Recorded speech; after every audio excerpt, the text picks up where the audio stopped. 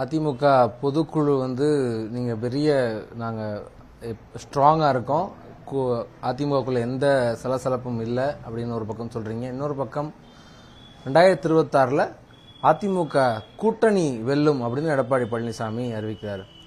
இதெல்லாம் எதிர்கட்சிகளில் இன்னைக்கு டிஆர்பி ராஜா கூட எடப்பாடி பழனிசாமியை தூக்கத்திலிருந்து எந்திரிக்க சொல்லுங்க முதல்ல அப்படிங்கிற மாதிரியான ஒரு விமர்சனம் சொல்றாங்க. அந்த பக்கம் அதிமுக வந்து பிஜேபிக்கு வரணும், அவங்க தோல்வியை சரி கட்டணும், இந்த மாதிரியான பல்வேறு எதிர்ப்புகள் வருது, எதிர்கருத்துக்கள் வருது. அனைவருக்கும் வணக்கம். நடைபெற்று முடிந்திருக்கிற வரலாற்று சிறப்புமிக்க செயற்குழு பொதுக்குழு என்பது ஒட்டுமொத்த அனைத்து இந்திய அண்ணா திராவிட முன்னேற்றக் கழக தொண்டர்களுக்கு மட்டுமல்ல, 8 கோடி தமிழர்களுக்குமே ஒரு புதிய நம்பிக்கையை ஏற்படுத்தி இருக்கிறது.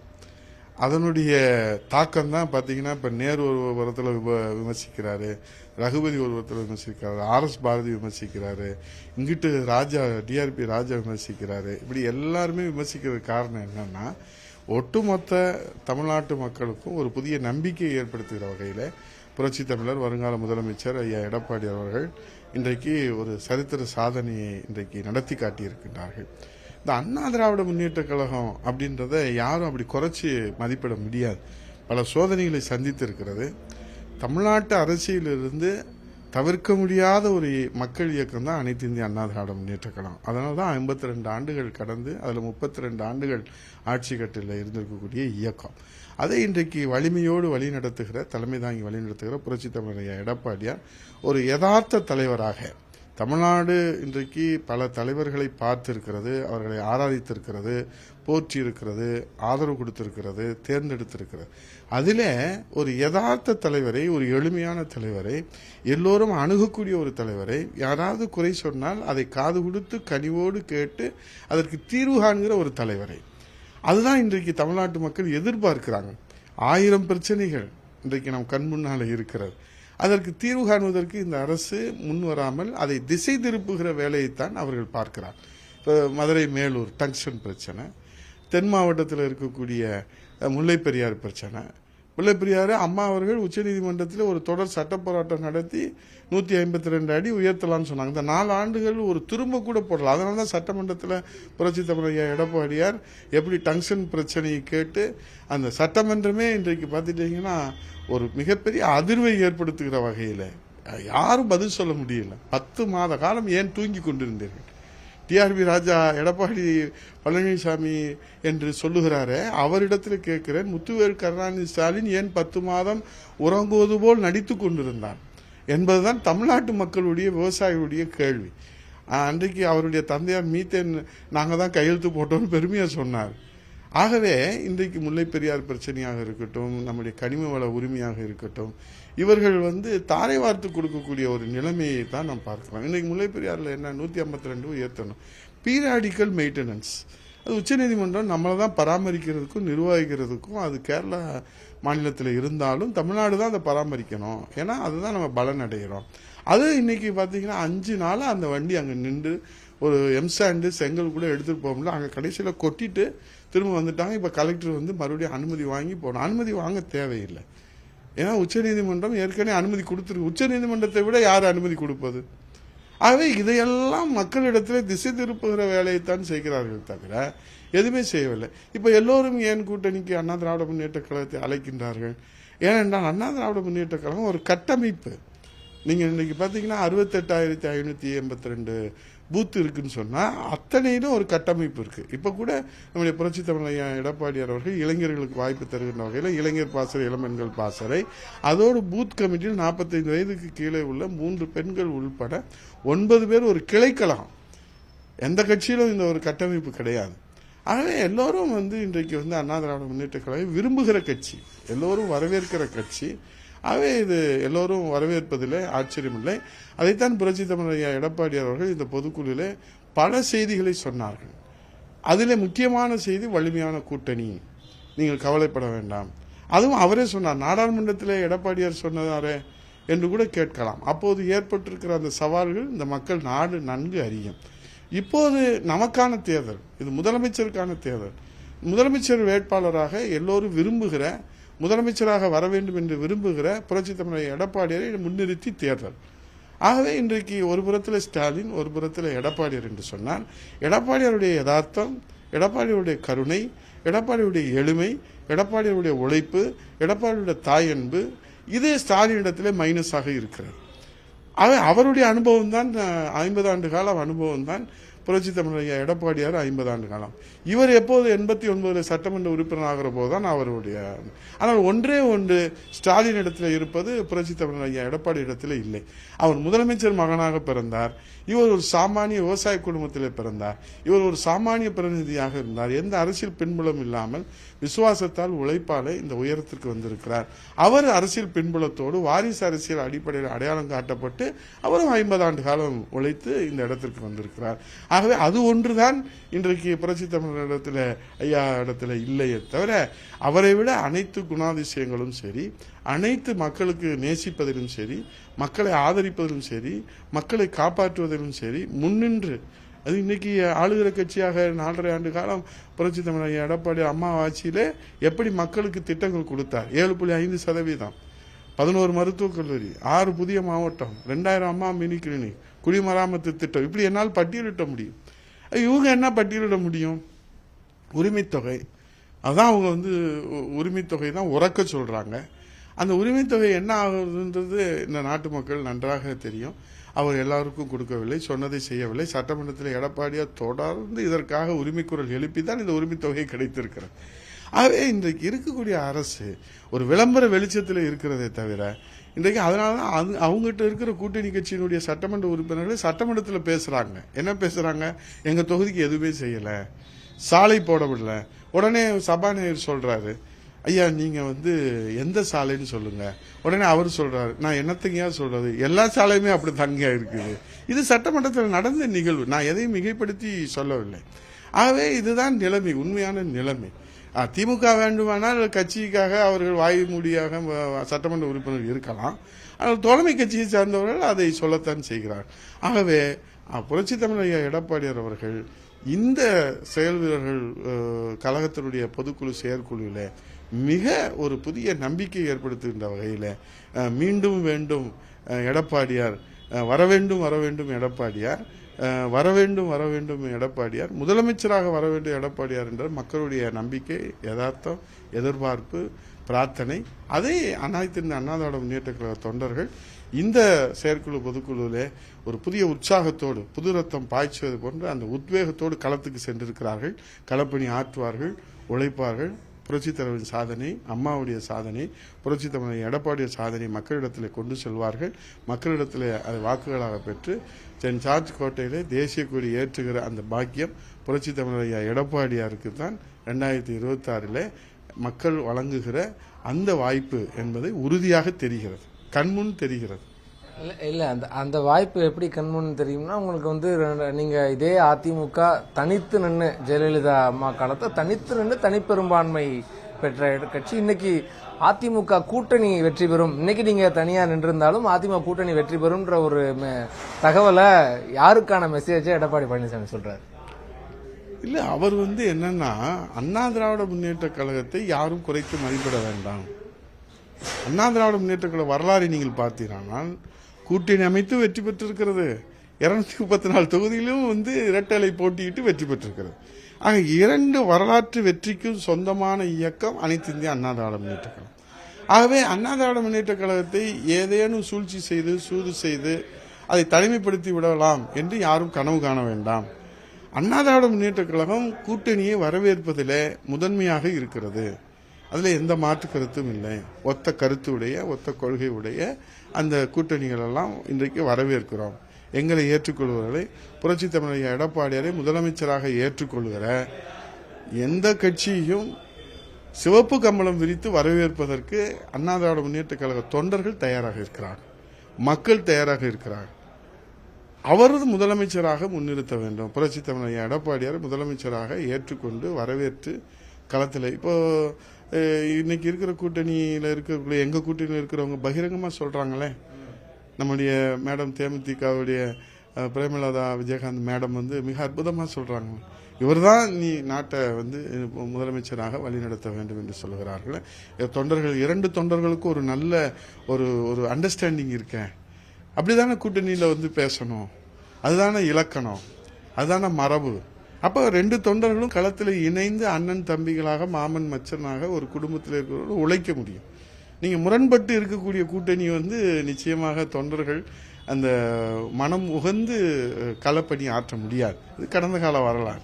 ஆகவே நீங்கள் வந்து கட்டாயப்படுத்தி கட்டாய கல்யாணம் பண்ணுறது கூட்டணி அல்ல, இது விருப்ப கல்யாணமாக இருக்கணும். வந்து அப்போ தான் அது வந்து நல்லாயிருக்கும். இல்ல உங்கள்கிட்ட இருந்து விவாகரத்து பெற்றுக்கிட்டு டிவோர்ஸ் வாங்கிட்டு போனவங்க எல்லாம் இப்ப திரும்ப திரும்ப வந்து நாங்க கூட்டணி இல்லைன்னு சொல்ல மாட்டோம், வந்தா வரணும், வந்தா தான் திமுகவை வீழ்த்த முடியும், திமுகங்கிற ஒரு எதிரியை வீழ்த்தணும்னா எங்களோட சேரணும், தேசிய ஜனநாயக கூட்டணி தான் அதுக்கு ஒரே வாய்ப்பு அப்படின்லாம் பேசுறாங்கல்ல. இல்லை, இப்போ எல்லாருமே உணர்ந்துட்டாங்க. திமுகவை ஆட்சியிலே அமர வைத்தது நாம் செய்த மாபெரும் தவறு, மிகப்பெரிய பாவம். இந்த பாவத்துக்கு பிரயாசித்தம் தேட வேண்டும் என்றால் அது அண்ணா திராவிட முன்னேற்ற கழகம் மீண்டும் ஆட்சி கட்டிலே அமர வேண்டும். அதுதான் இன்றைக்கு எல்லாருடைய அழைப்புகளையும் நம்ம பார்க்குறோம். நம்ம இன்னைக்கு வந்து செய்தது தவறுன்னு மக்கள் உணர ஆரம்பிச்சிட்டாங்க. நம்ம வந்து தெரிஞ்சோ தெரியாமலையோ இந்த தீர்ப்பு வந்து இன்றைக்கு மிகப்பெரிய அளவில் மக்களுக்கு சங்கடங்களை கொடுக்குது. ஏன்னா எந்த வளர்ச்சி திட்டங்களும் இல்லை, ஆனால் விளம்பரம் வெளிச்சத்தில் இருக்கிறாங்க. இவ்வளவு அவசரமாக இளவரசருக்கு முடிசூட்டுவதற்கு காரணம் என்ன? இன்னும் அவர் பயணிக்கலாமே, பாதுகாப்பான பயணம். அவருக்கு ஒரு தந்தை முதலமைச்சராக இருக்கிறார், அவருக்கு பாதுகாப்பான பயணம் தானே. இவ்வளவு அவசரமாக முடிசூட்டுவதன் காரணம் என்ன? ஏனென்றால் இனிமேல் இது போன்ற ஒரு சாதகமான சூழ்நிலை வருமா என்று அவர்களுக்கு சந்தேகம். ஆகவே இருக்கிற போதே முடிசூட்டி கொண்டால் நாம் அந்த அதிகாரத்தை நாம் இன்றைக்கு தொடர்ந்து கொண்டு செல்லலாம் என்று ஒரு கனவு காண்கிறார். அதனுடைய வெளிப்பாடு தான் அவருடைய எதற்காக கொண்டு வந்தார்கள். அடுத்த தலைமுறை இளைஞர்கள் உதயநிதியை பார்த்து வருவார்கள். இப்போது இவருக்கு முடிசூட்டதுனால இன்னொருவரை பார்த்து செல்கிற அந்த காட்சியை தொலைக்காட்சியிலே மாநாடுகளே நம்ம பார்த்தோம். அப்போ இது ஒரு வெளிப்பாடு தான் நமக்கு. ஆகவே இதெல்லாம் வந்து அவர்கள் இன்றைக்கு ஒரு வாரிசு அரசியலை புகுத்துகிறார்கள் என்று சொன்னார். இன்னைக்கு உலக நாடுகளிலே இருக்கக்கூடியதெல்லாம் பாருங்கள், எல்லா உலக நாடுகளிலுடைய வர நீங்க ஹிட்லர் முசோலினி இதுல இருந்து நீங்க உலக நாடுகளுடைய வரலாறு இப்ப சிரியா வரைக்கும், இங்க இலங்கையில இருந்து பங்களாதேஷ்ல இருந்து குடும்ப வாரிசு அரசியல் அது வந்து பிரைட்டா இருக்கிற மாதிரி மின்மினி பூச்சி போல அது வெளிச்சம் தரும். ஆனால் அது அணைய போற விளக்கு பிரகாசமாக எரியும் என்று கிராமத்தில் சொல்வார்களே, அது போன்றுதான் தமிழ்நாட்டிலே மட்டுமல்ல உலக நாடுகளிலே தோத்து போன சித்தாந்தம். மகாராஷ்டிராவில் என்னாச்சு? சிவசேனா எவ்வளவு பெரிய வலிமையான இயக்கம், பால் தாக்கரே அவர்கள் இருக்கிற போது அங்கே வாரிசு அரசியலை புகுத்துகிற போது அவர்கள் வெளியேற்றப்படுகிறார்கள், மக்களுடைய அங்கீகாரத்தை இழக்கிறார். ஆகவே திராவிட முன்னேற்ற கழகத்தை ஏற்றுக்கொண்டவர்கள் எல்லோரும் வாரிசு அரசியலை ஏற்றுக்கொண்டவர்கள் அல்ல. திராவிட முன்னேற்ற கழகத்தை ஆதரிக்கிற மக்கள் வாரிசு அரசியலை ஏற்றுக்கொண்டவர்கள் அல்ல. ஆகவேதான் அந்த திமுக மக்களிடத்திலிருந்து அந்நியப்பட்டு நிற்கிறது. அதைத்தான் புரட்சி தமிழர் ஐயா எடப்பாடி அவர்கள் இந்த இதில் சொன்ன மன்னராட்சி கிடையாது, நடைபெறுவது மன்னராட்சி கிடையாது, இது மக்களாட்சி. நீங்க உதயநிதியை விட தகுதியானவர்கள் மூத்தவர்கள் அங்கே இருக்கிறார்களே, அவர்களுக்கு நீங்க வாய்ப்பு வழங்கி இருக்கலாமே. நீங்க இப்போ இன்னைக்கு வந்து உதயநிதி ஸ்டாலினை 3வது இடத்துல உட்கார வச்சிருக்கிறீங்க, உங்கள்கிட்ட மெஜாரிட்டி இருக்கு உட்கார வச்சிருக்கிறீங்க, அதிகாரம் இருக்கு உட்கார வச்சிருக்கீங்க. மக்கள் அவரை எப்படி பார்க்கிறார்கள் என்று நீங்கள் பார்த்தீர்களானால் அவரை வாரிசு அரசியலுடைய அடையாளமாகத்தான் பார்க்கிறார்களே தவிர அவர் எந்த மொழிக்காகவோ இனத்திற்காகவோ ஏதானும் ஒரு போராட்டம், அவர் சிறை சென்றிருக்கிறாரா மொழிக்காக அல்லது தமிழக உரிமைக்காக ஏதேனும் முன்னெடுத்திருக்கிறாரா? ஏதோ திரைப்படத்தில் வருவதை போல நடிகராக வந்தார், சட்டமன்ற உறுப்பினரானார், அமைச்சரானார், இப்போது துணை முதலமைச்சரானார், இப்போது முதலமைச்சர் கூடிய அதிகாரத்திலே செயல்படுகிறார். இது எப்படி ஏற்றுக்கொள்வது? ஒரு கம்பெனியில் வேண்டுமானால் அது வந்து டைரக்டர் ஆகலாம், எம்டி ஆகலாம், சேர்மன் ஆகலாம், எல்லாம் ஆகலாம். ஆனால் அரசியல் பொது வாழ்க்கை, இது சேவை. அந்த சேவையின் மூலமாகத்தான் நம்முடைய சர்வைவல் இருக்க வேண்டுமே தவிர அதிகாரத்தை மட்டும் வைத்து கொண்டு இருப்பவர்களுக்கு அவருக்கு அனுபவம் குறைவு. அவர் கையாளுகிற பிரச்சனைகளை கையாளுகிற போது இந்த அனுபவ குறைவினாலே தவறான முடிவு மக்களை பாதிக்கும். அதனால்தான் அனுபவம் உள்ளவர்கள் வர வேண்டும் என்று சொல்லுகிறார்கள். புரட்சி தமிழர் எடப்பாடியார் அந்த அடிப்படையில் தான் சொல்றார். திமுகவிலே இருக்கக்கூடிய மூத்த அனுபவம் வாய்ந்தவர்களை ஏன் புறந்தள்ளி விட்டு நீங்க ஏன் திமுகவுக்கு கவலைப்படுறீங்க அப்படின்னு கூட அவங்க கேள்வி கேட்கலாம். நாங்க தானே எதிர்கட்சி, நாங்க தானே ஆளுங்கட்சியை பார்த்து கவலைப்படணும். அந்த அடிப்படையில் தான் நாங்க வந்து சொல்றோம். அது ஒரு ஜனநாயக நாட்டில் சொல்லக்கூடிய கருத்துக்களைத்தான் புரட்சி தமிழர் எடப்பாடியார் இன்றைக்கு சொல்லியிருக்கிறார். திமுக மேல என்ன குற்றச்சாட்டுகள் வச்சாலும் அவங்க வந்து ரொம்ப கான்பிடண்டா நாங்க 200 சொல் அந்த மாதிரி உங்களால 200 சீட் அப்படின்னு ஏதாவது இவ்வளவு எங்களால எடுக்க முடியும் இவ்வளவு எடுப்போம் அப்படின்ற மாதிரி எதுவும் சொல்ல முடியும்? இல்ல 200 234 சொல்லுவாங்க, இனி நாளை கழிச்சு 543 கூட சொல்லுவாங்க. இருக்கிறது 234 தானே இருக்குது. நம்பிக்கை பேசுவது என்பது திராவிட முன்னேற்ற கழகத்துக்கு யாரும் கற்றுத்தர வேண்டியதில்லை. அவங்க வந்து பிறப்பாலே பேசுவ கலை ஆயக்கலையை கற்றவர்கள், அதில் மாற்று கருத்து கிடையாது. நாடே நன்கு அறியும். பேசுவதிலே வல்லவர்கள், செயலிலே அவர்கள் வந்து எந்த விதமான மக்கள் நலனிலே இல்லை. ஆகவே அவர் பேச்சினாலே மட்டும் ஒன்றும் செய்துவிட முடியாது. மக்கள் இன்றைக்கு சீர்தூக்கி பார்க்கிறார்கள் எது நல்ல ஆட்சி என்று, எது மக்களை நேசிக்கிறது, மக்களை பாதுகாக்கிறது, உரிமையை பாதுகாக்கிறது என்று பார்க்கிறார்கள். ஆகவே இன்றைக்கு வந்து நீங்கள் பார்த்தீங்கன்னா மீனவர் பிரச்சனை, கச்சத்தீவு யார் காவு கொடுத்தது? காவேரியில் அந்த பிரச்சனை வந்து இருக்குது. யார் காவு கொடுத்தது? உச்சநீதிமன்றம் வரைக்கும் சட்ட போராட்டம் அம்மா நடத்தினாங்க. அதை வந்து அரசியலில் வெளியிட்டாங்க. இன்னைக்கு முல்லை பெரியாறு அதே நிலைமையில வந்து நிற்கிது. அடுத்து பாலாறில் கட்ட போறேங்கிறாங்க. இது ஜீவாதார பிரச்சனைகளுக்கு இது வரைக்கும் நீங்கள் நாடாளுமன்றத்தில் எங்கே குரல் கொடுத்தீங்க? ஏற்கனவே 38 நாடாளுமன்ற உறுப்பினர், இப்போ 40 நாடாளுமன்ற உறுப்பினர், எப்போ குரல் கொடுத்தீங்க? இந்த டக்ஸன் பிரச்சனையை நீங்கள் சொல்கிறீங்களே குரல் கொடுத்தோம் என்று சொல்கிறீர்கள். ஏன் 10 மாதம் தூங்கினீர்கள்? அந்தனுடைய ரகசியத்தை வெளியிடுவதற்கு தயாரா? அப்படிதான் புரட்சி தமிழர் எடப்பாடியார் கேட்கிறார். மக்களும் கேட்கிறாங்க. மக்கள் கேட்கிற கேள்வியை தான் அவர் கேட்கிறார். ஆகவே இது ஒன்றும் பெரிய விஷயம், எல்லாம் தெரியும் மக்களுக்கு. அவங்க ஓவர் கான்ஃபிடென்ட், எங்களை அண்டர் எஸ்டிமேட் போடுறாங்க. மக்கள் மதிப்பீடு தான் நிலையானதை தவிர நாம் போடுகிற மதிப்பீடுகள் எல்லாம் அது தற்காலிகமானது. அது விட்டில் பூச்சிகள் போல, மின்மினி பூச்சிகள் போல அது வந்து இன்னைக்கு இருக்கும். அணைய போகிற விளக்கு பிரகாசம் நெருப்பு இல்லாமல் புகையாது. இதுதான் நாங்கள் உள்ள இப்போ கட்சியினுடைய நிலவரம். ஏன் இவ்வளோ சிரத்தை எடுக்கணும்? முதலமைச்சர் நல்லா செஞ்சிருந்தா தான் எல்லாரும் கூட இருப்பாங்கல்ல. அங்கே போகாதீங்க, இங்கே போகாதீங்க, அதுக்கு போகாதீங்க, இதை போகாதீங்க, அதிமுக அழைக்காதீங்க, விஜய் கட்சிக்கு போகாதீங்க. திருமாவளவனுக்கு அழுத்தம் இருக்குன்றீங்க. அவங்க கட்சியில் இருக்கிறவங்க சொல்றாங்கல்ல, நம்ம அந்த இடத்துல இல்லை. இது ஊடகங்களில் செய்திகளாக வர்றதை நம்ம பார்க்குறோம்ல. அதிமுக அழைப்பு விடுத்தது யாரு? நாங்களா எங்களுக்கு அழைப்பு கொடுங்கன்னு சொன்னோம். அவர் தான் எழுச்சி தமிழர் தான் வந்து புரட்சி தமிழரை அதிமுக கலந்துக்கலான்னு சொன்னார். எங்கேருந்து அழுத்தம் வந்தது? அப்புறம் விஜய் கட்சியில் போய் புத்தகம் வெளியிட்டு விழா, அது மாநாட்டுக்கு முன்னாடி கொடுத்த தேதின்னு அவரே சொல்றாரு, பரிசீலிப்போன்னு சொல்றாரு. திடீர்னு வந்து வேணான்னு சொல்றாரு. இது நாங்கள் கூட இருக்கல, கூட இருந்தவர் இப்போ வெளியே வந்து சொல்றாரு நடந்தது இதுதான்.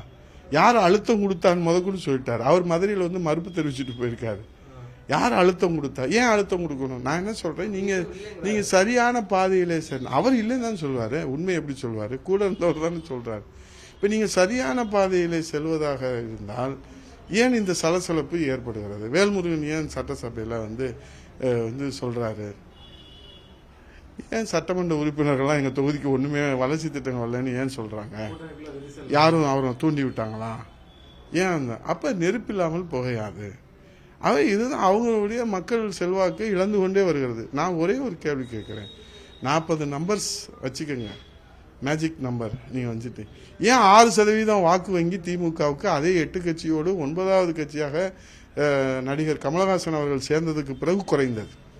இதுக்கு மட்டும் புள்ளி விவரத்தோடு திமுக விளக்கம் சொல்வதற்கு, தமிழ்நாட்டு மக்களுக்கு விளக்கம் சொல்வதற்கு முன் வருவார்களா? இன்னைக்கு வாய்ச்சொல் வீரர்கள் இருக்கிறாங்கல்ல, பாயும் புலியாக இருக்கிறாங்கல்ல, அவங்கள சொல்லுங்க. 6% கடந்த 2019 தேர்தலுக்கும் 2024 தேர்தலுக்கும் ஏன் 6% வாக்குகள் திமுக கூட்டணியிலே குறைந்தது? அதே கூட்டணி 8 கட்சி கூட்டணி. அவங்க சொல்லுவாங்க இந்த இடத்துல போட்டிட்டாங்க, இதெல்லாம் கூட வளவலா கொலவலாம், பாயிண்ட் டு பாயிண்ட். போனதுல எவ்வளவு வாங்கினீங்க, இந்த இதுல எவ்வளவு வாங்கினீங்க? Numbers we don't bother about it. Numbers வேணும். வாக்கு வங்கி ஏன் குறைந்தது? யார் எடுத்துட்டு போனா? இப்ப நாங்க 2019 இருந்து இன்னைக்கு வந்து வளர்ச்சின்றது இன்னைக்கு 2%, 19 இருந்து 21%. இது எங்களுக்கு வளர்ச்சி தான், ஆனா பிரம்மாண்ட வளர்ச்சி அல்ல. இது சட்டமன்றத்துக்கு எங்களுக்கு பிரம்மாண்டமான வளர்ச்சி தரும். அப்ப யாரு முன்னேறிக்கிட்டு போறா, யாரு பின்னடைவில் இருக்கா?